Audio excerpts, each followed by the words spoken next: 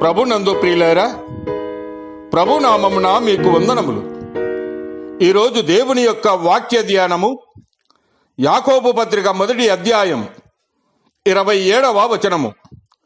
తండ్రి అయిన దేవుని ఎదుట పవిత్రమును నిష్కలంకమునైన భక్తి ఏదనగా, దిక్కులేని పిల్లలను విధవరాండ్రను వారి ఇబ్బందిలో పరామర్శించుటయు, ఇహలోక మాలిన్యము తనకు అంటకుండా తన్ను తాను కాపాడుకొనుటయే. దేవుడు ఈ మాటలు దీవించి ఆశీర్వదించునుగాక.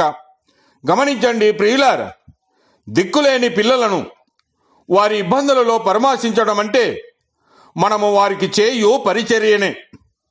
అది దేవునికి చేయునట్లని భావించవలేను. కీర్తనల 68వ కీర్తన 5వ వచనములో, తన పరిశుద్ధాలయమందు ఉండు దేవుడు తండ్రి లేని వారికి తండ్రియు విధవరాండ్రకు న్యాయకర్తనై ఉన్నాడు. అలాగనే దేవుడు తండ్రి లేని వారిని, అనాథలను చేరదీసి కృపచూపువాడుగా ఉన్నాడు.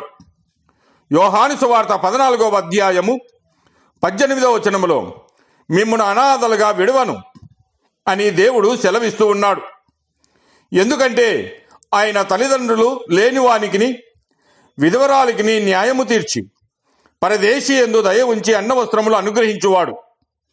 అయితే దైవ స్వభావంలో పాలివార మగునట్లు ఆయన ఈ పని ఆయన బిడ్డలమైన మనకు అప్పగించెను.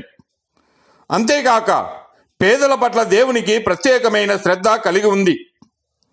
దేవుడు పేదల పట్ల ఇంత ప్రేమ కలిగి ఉన్నాడని, దేవుడు పక్షపాతి కాడని నిజముగా గ్రహించుతున్నాం.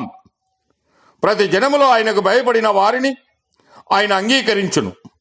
యేసుక్రీస్తు అందరికీ ప్రభు. ఏ భేదము లేదు. అందరి పట్ల దేవుని కృప ఉన్నదని గ్రహించగలం. దేవుడు మిమ్మల్ని దీవించి ఆశీర్వదించునుగాక.